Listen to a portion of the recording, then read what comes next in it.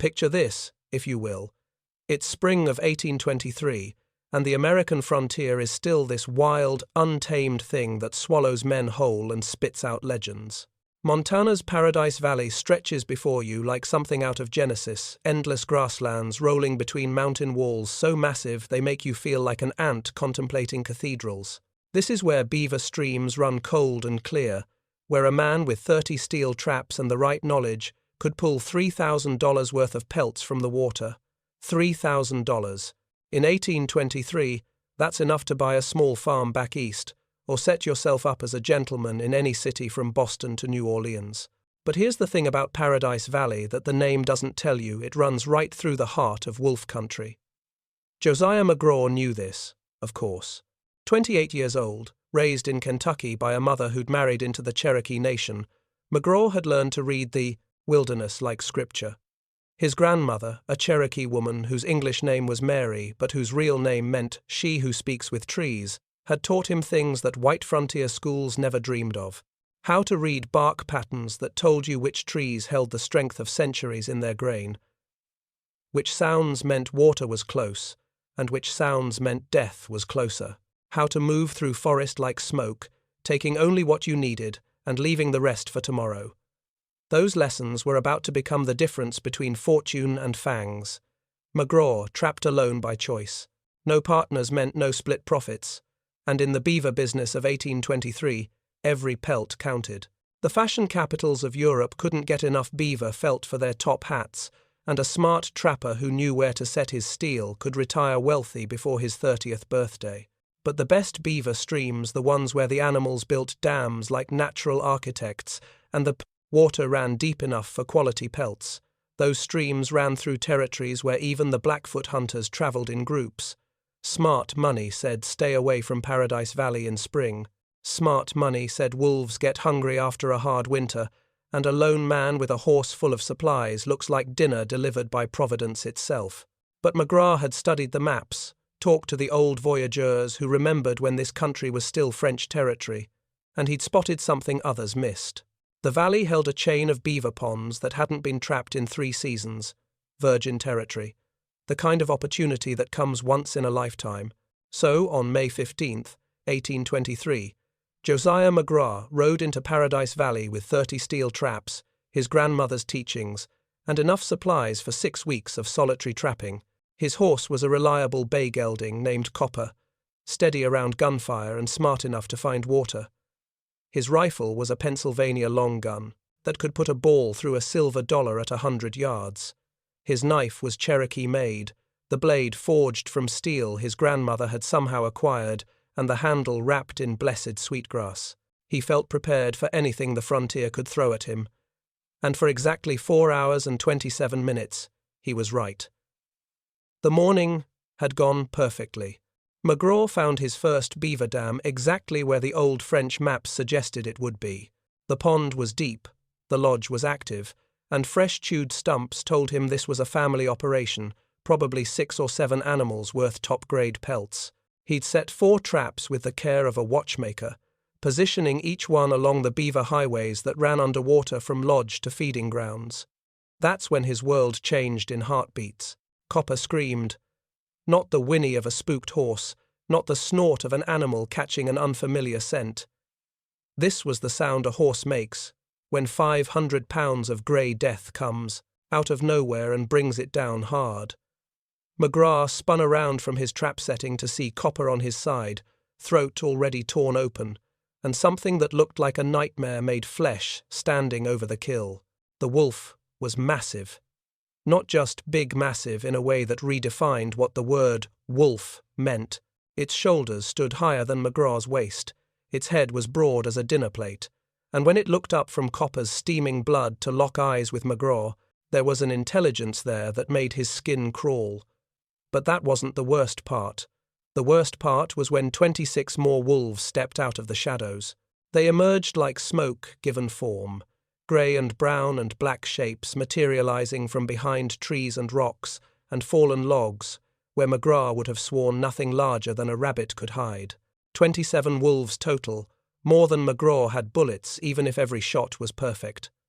Their breath steamed in the morning air as they formed a loose circle around him, and their yellow eyes held the patience of predators who knew they had all the time in the world. McGraw ran. Not because he was a coward never would have come to Paradise Valley alone. He ran because his grandmother had taught him that sometimes the bravest thing a warrior can do is recognize when the spirits have set a test that can't be won with steel and lead.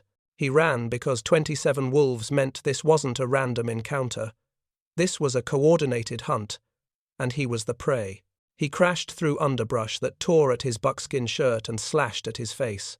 Behind him, wolf howls rose like death's own choir, harmonizing in frequencies that seemed to come from the earth itself. His lungs burned, his legs pumped harder than they had since childhood games of chase, and still the sounds grew closer. Then salvation appeared in the form of 150 feet of scaled bark, reaching toward heaven. The ponderosa pine stood like a cathedral pillar, its trunk so massive that McGraw couldn't have wrapped his arms around it if he'd had help.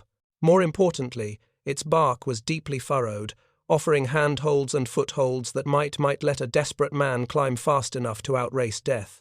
McGraw hit that tree running and went up it like his life depended on speed, which it absolutely did. 60 feet. His hands were bloody from gripping bark that felt like iron files.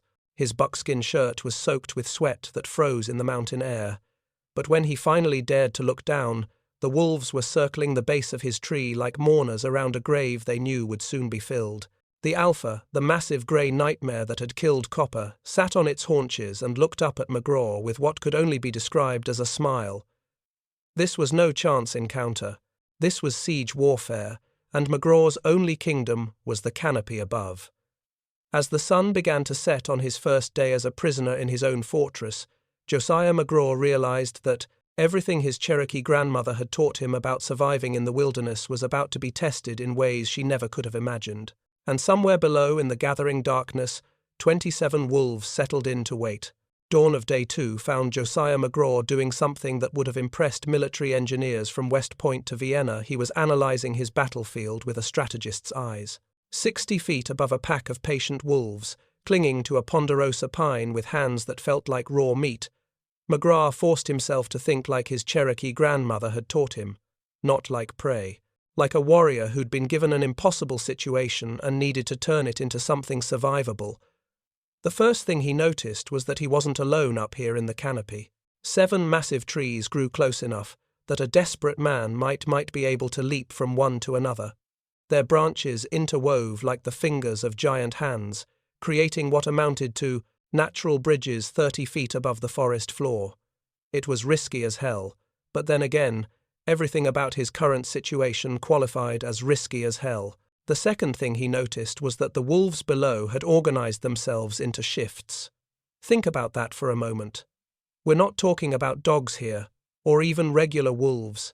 These animals had developed a systematic approach to siege warfare that would have made Roman generals nod with approval. 6 or 7 wolves stayed active at any given time, circling the base of McGraw's tree, while the others rested in the shadows. Every few hours, they'd rotate positions like sentries changing guard duty. 30 feet below McGraw's boots, death had become a profession. But McGraw had advantages too, and as the morning sun burned off the mountain mist, he began to catalogue them with the methodical precision his grandmother had beaten into him during childhood lessons.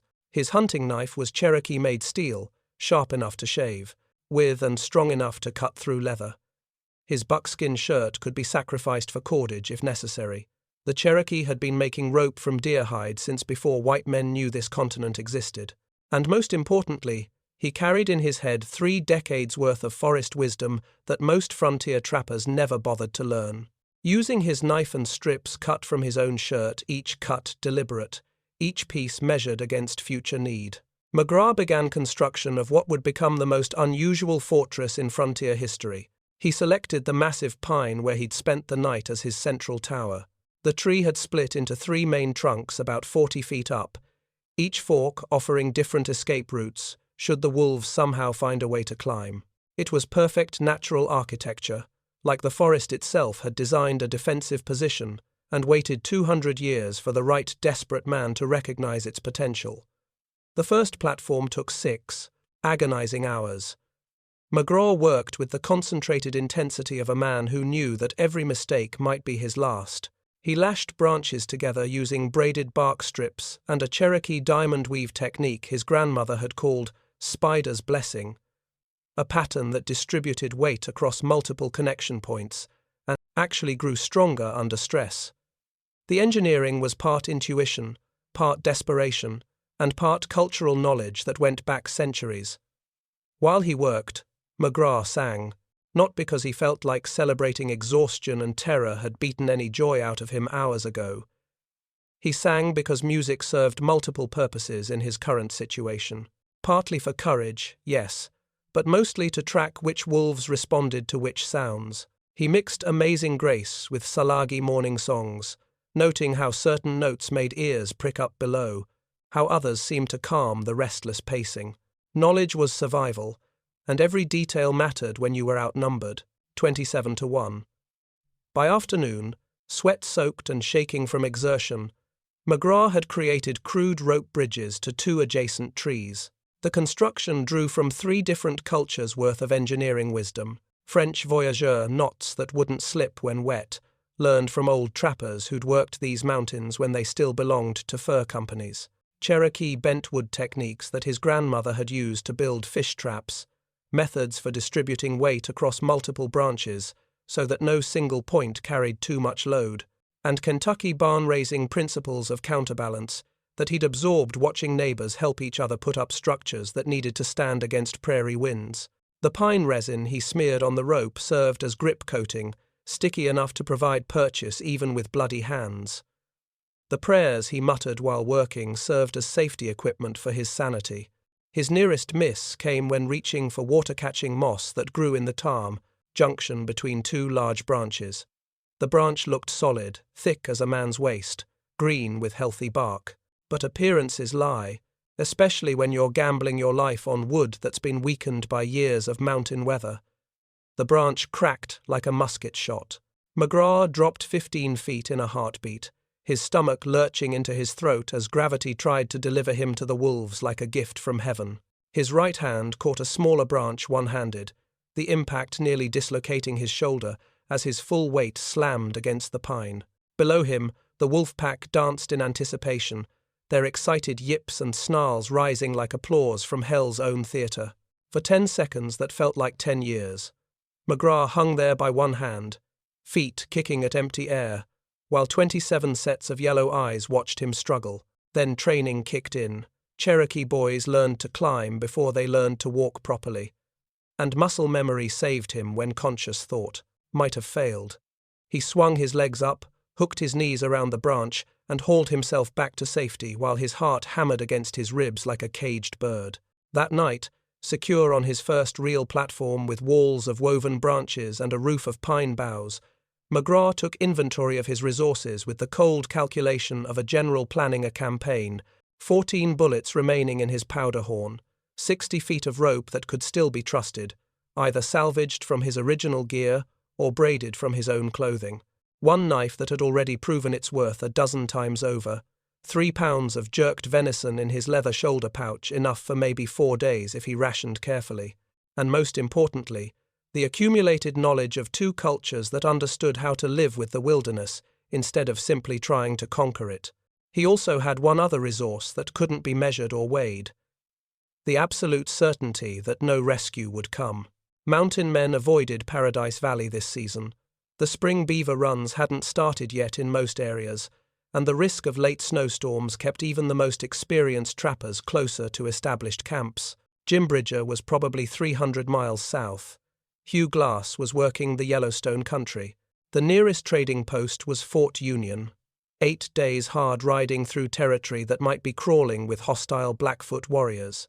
Josiah McGraw was architect, engineer, and sole resident of the frontier's strangest fortress. And as he settled down for his second night above the wolves, he realized that his grandmother's lessons had only begun to be tested. Tomorrow would bring new challenges, and he'd better be ready for them. Each sunrise brought new challenges and terrible clarity about what it truly meant to be trapped between earth and sky, with death waiting patiently below. Day 3 introduced McGraw to a reality that every prisoner of war learns eventually. Your body will betray you long before your spirit breaks. His stomach had moved beyond simple hunger into the realm of active rebellion. The jerked venison was holding out, but 3 pounds of dried meat stretched across an unknown number of days meant careful rationing that left him constantly aware of his own emptiness. That's when his Cherokee grandmother's lessons about forest survival moved from interesting childhood stories to the difference between life and death. Pine nuts. The massive ponderosa trees around him were loaded with cones, and inside those cones were seeds that could sustain a desperate man. McGraw spent hours carefully extracting them, his bloody fingers working with the patience of a monk copying scripture. Each nut was maybe the size of a rice grain, but they contained oils and proteins that his body craved. His grandmother had called them bear candy, because even the largest predators would spend days harvesting them when autumn came to the mountains. The inner bark was harder to stomach, literally. Cherokee had used it as emergency food for generations. But knowing something is edible and actually choking it down are two very different experiences. The bark tasted like chewing on leather soaked in tree sap, and it made his stomach cramp in protest. But it filled the hollow spaces inside him, and filling those spaces meant staying strong enough to maintain his aerial fortress. More importantly, it meant staying strong enough to assign names to his captors. This might sound like madness, a man trapped in trees, giving pet names to the wolves trying to kill him, but McGraw understood something that modern people often miss about survival situations. The moment you stop seeing your environment as a collection of threats and start seeing it as a community, you need to understand. That's the moment you shift from victim to participant. Keeper was the alpha, the massive grey wolf who'd killed Copper on that first terrible morning, scarred from old battles, intelligent enough to coordinate pack behavior, and patient in a way that spoke of absolute confidence in the eventual outcome. When Keeper looked up at McGraw, it was with the steady gaze of a general studying fortifications he knew he'd eventually breach. Ghost was the white female who never seemed to sleep.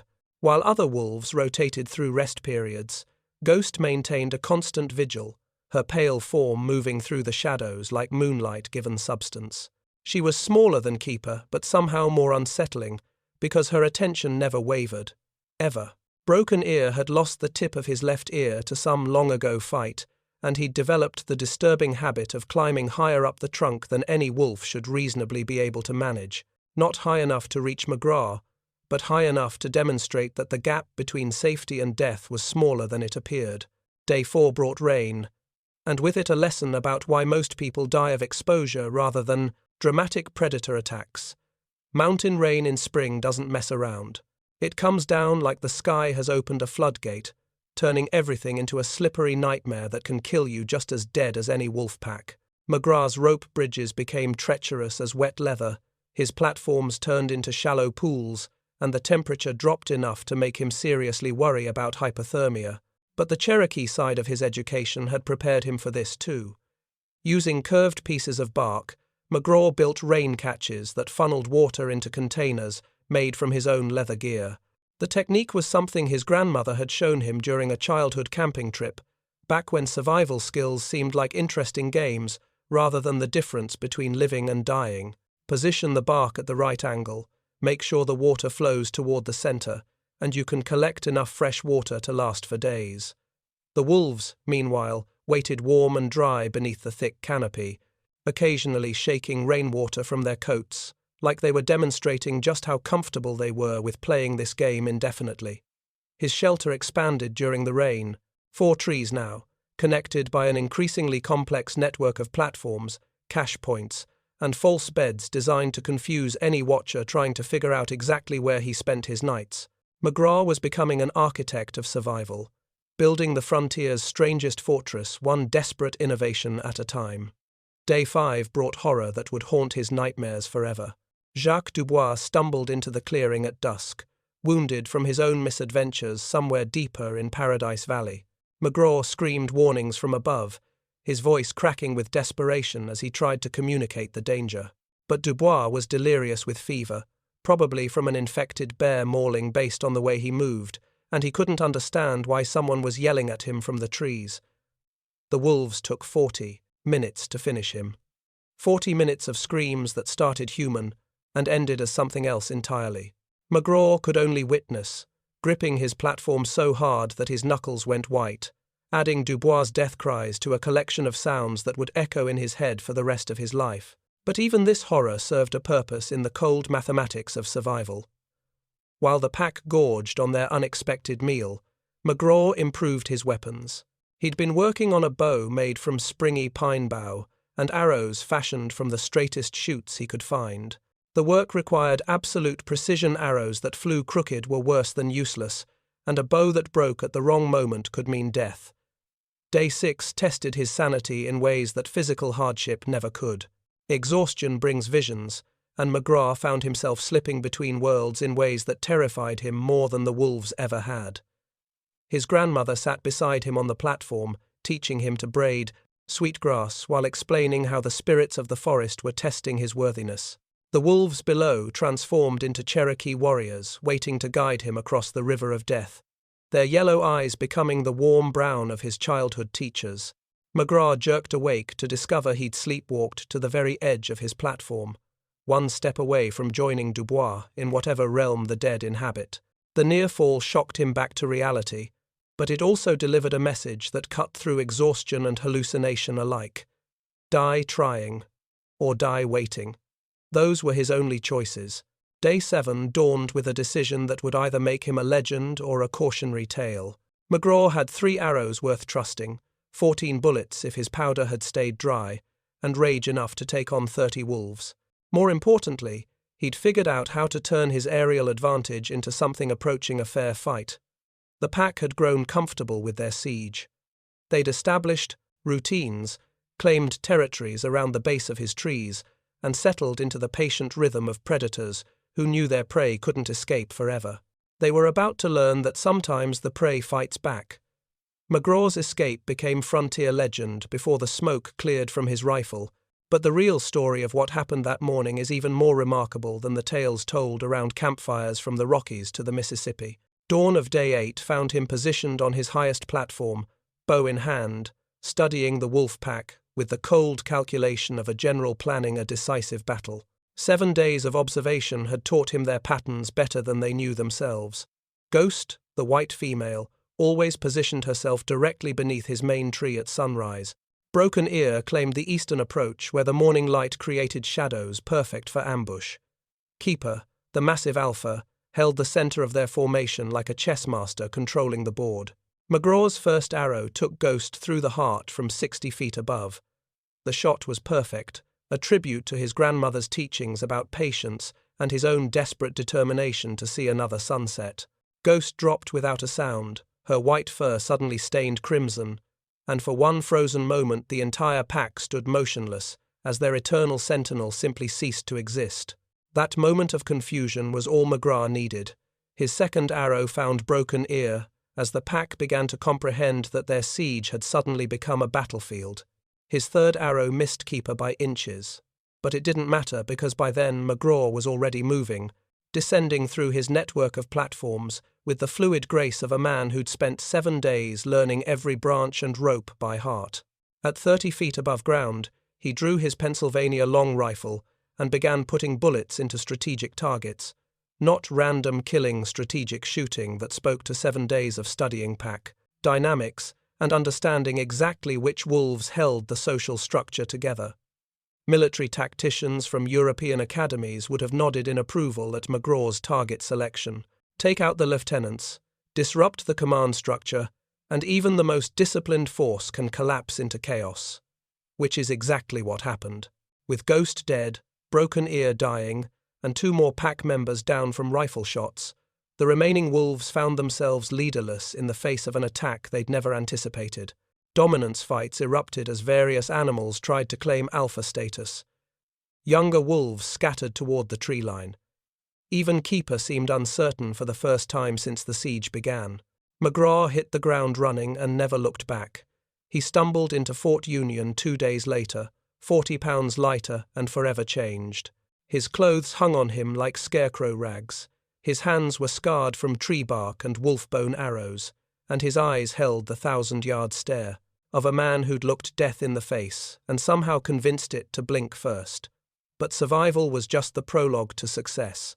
Within months, every rendezvous from Pierre's Hole to Cache Valley buzzed with treetop McGraw stories. The tales grew in the telling, as frontier stories always did, but the core remained true. A Cherokee-trained trapper had spent 7 days above a wolf pack and lived to tell about it. More importantly, he'd developed a system for doing it again. Jim Bridger himself sought out McGraw that winter, trading 5 prime horses for week-long lessons in aerial shelter construction. Those lessons would later save Bridger's scalp when he found himself trapped by Blackfoot warriors in country where the nearest tree was the only thing between him and a very unpleasant death. McGraw formalized his system with the methodical precision of a man who understood that knowledge meant survival, and survival meant profit. The McGraw tree shelter method combined defensive, positioning, supply caching, weather protection, and escape routes into something approaching military engineering adapted for frontier conditions. His 1840 manual, Above the Fangs, a practical guide to elevated wilderness survival, sold 10,000 copies at $2 each, enough money to buy substantial ranch land or invest in railroad stock. But McGraw was just getting started. Army scouts adopted modified versions of his designs for reconnaissance posts in hostile territory. Railroad surveyors used the techniques when mapping routes through country where both predators and hostile tribes made ground-level camps suicidal. Trading post operators built permanent watchtowers based on McGraw's engineering principles. The training courses were where the real money lived. McGraw charged $50 for week-long sessions that included Cherokee forest wisdom, tactical wildlife management, and aerial construction techniques.